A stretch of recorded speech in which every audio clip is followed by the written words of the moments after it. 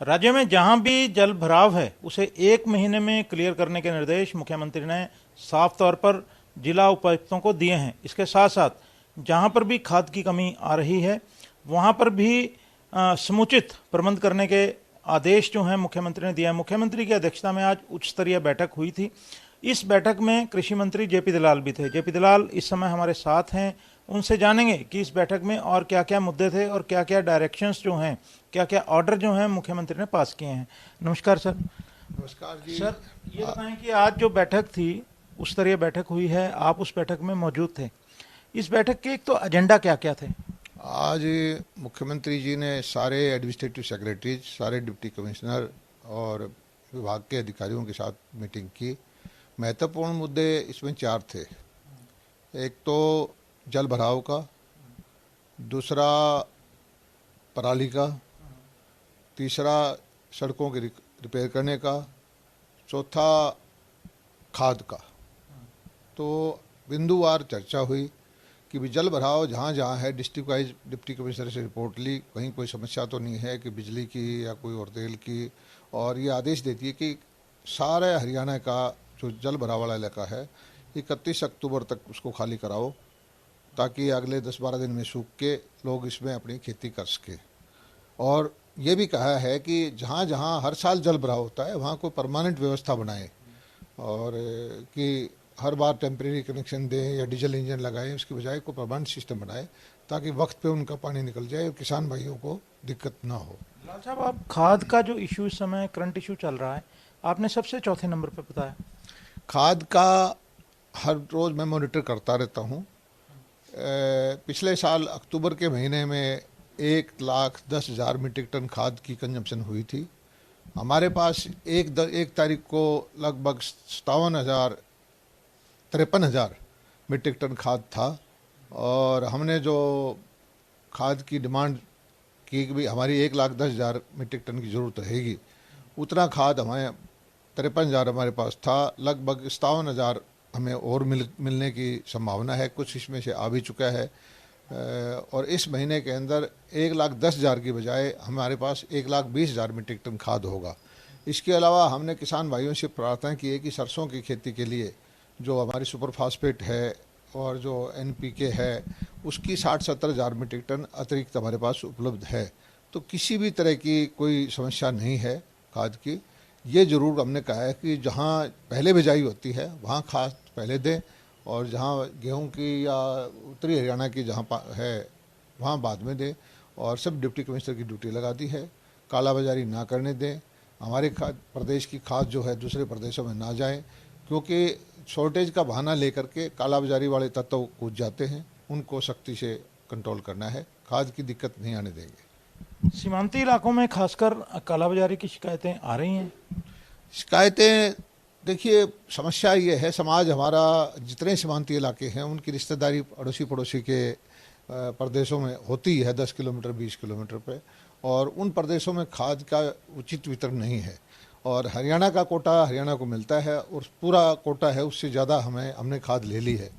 तो फिर हमने आदेश दे दिए हैं पुलिस प्रशासन को भी और डिप्टी कमिश्नर को भी कि हरियाणा की खाद हरियाणा के किसानों को ही मिलनी चाहिए। इसलिए हमने कहा है कि उनके वो जो ज़मीनों का हिसाब देखें, मेरी फसल मेरा ब्यौरा का डाटा देखें, और आधार कार्ड वगैरह देख के खाद जो है समुचित मात्रा में सबको बराबर बराबर दे।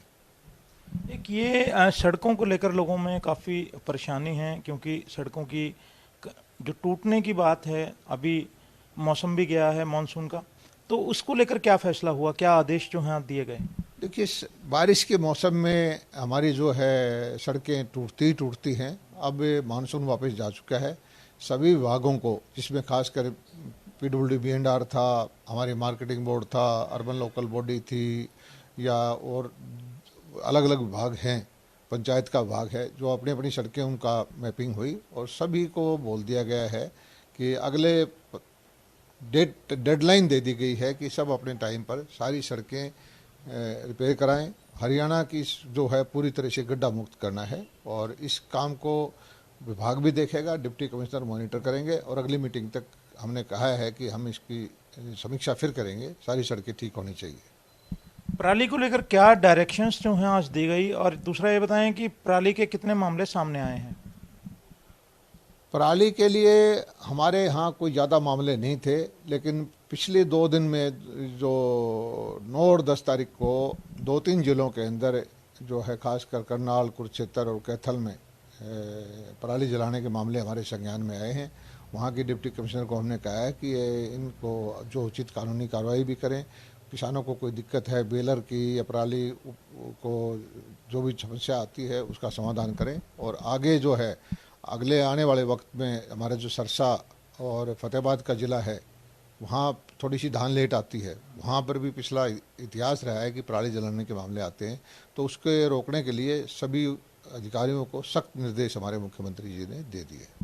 तो ये जो आजकल दिल्ली के मुख्यमंत्री केजरीवाल हरियाणा को पर आरोप लगा रहे हैं कि पराली जलाने के मामले हो रहे हैं जिसकी वजह से दिल्ली में प्रदूषण है, ये राजनीति वाली बात होती है, हमेशा ही इस तरह के आरोप प्रत्यारोप करते हैं। लेकिन हमने इतनी सुविधाएं दी हैं किसानों को, बेलर दिए हैं, पराली की मार्केट तैयार की है, प्लांट लगाए हैं एथेनॉल के, और पराली के जो ग्राहक तैयार किए हैं, उससे धीरे धीरे कर करके किसान समझ गया है कि पराली जलाने में उसको फ़ायदा नहीं है, कि पराली को पैसे लें बेचे उसमें उसको लाभ है। दलाल साहब, कल जो आपकी प्रदेश परिषद की बैठक हुई, और क्योंकि सरकार के जो हैं 2 साल भी पूरे होने जा रहे हैं, ऐसे मौके पर ये बैठक कितनी महत्वपूर्ण रही, कितनी जो है इसका जो आप मानते हैं कि फ्रूटफुल रही है? देखिए, हमारी साथ सरकार को पिछली और इस बार की मिलाकर 7 साल हो चुके हैं, और हमने मंथन किया है कि इन 7 सालों में हमने कल्याणकारी जनहितकारी काम क्या क्या किए हैं, और उन कामों को हमारे कार्यकर्ता सारे जो एक प्रदेश स्तरीय सारी कार्यकर्ताओं की मीटिंग करके जिसमें हज़ारों कार्यकर्ता भाग लिए थे, वो उनको बताया गया है कि ये हमारी उपलब्धियां हैं और ये हमारा आगे आने वाले वक्त में करने का विचार है। और एक संदेश ले करके घर घर तक, बूथ बूथ तक हमारे जो कार्यकर्ता जाएंगे। और भारतीय जनता पार्टी जो है कार्यकर्ता आधारित पार्टी है, और संगठन हमारा मजबूत है।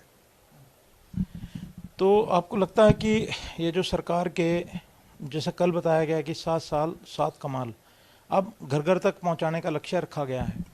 नहीं, 7 साल में 7 कमाल ही नहीं है। हमने हमारी उपलब्धियां तो 700 से भी ज़्यादा हैं, लेकिन उसमें से ये है कि कुछ मुख्य मुख्य बिंदु छांटना होता है, तो इसलिए वो छांटे।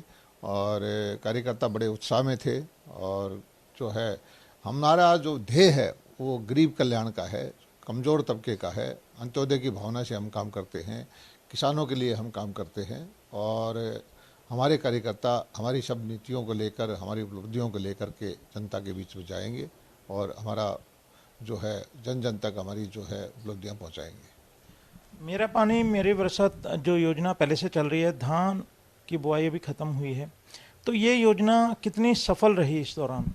नहीं, बहुत सारी योजनाएं हमने की। धान की अभी तो कटाई चल रही है, और मेरा पानी मेरा विरासत था कि भी धान को कम करें। फिर फसल विविधीकरण के लिए हमने मूंग के लिए इंसेंटिव दिए, हम बागवानी के लिए तरह तरह की हमने योजना बना रखी है, पॉन्ड अथॉरिटी हमने बना रखी है, माइक्रो इरिगेशन में हम 85% सब्सिडी देते हैं, मंडियाँ हम नई नई बना रहे हैं, भावांतर भरपाई हम लेके आए बाजरे के लिए, बीमा योजना नई फसलों की मैं तो पहले ही था भारत सरकार की, सब्जियों की और फलों के लिए हम नहीं लेके आए।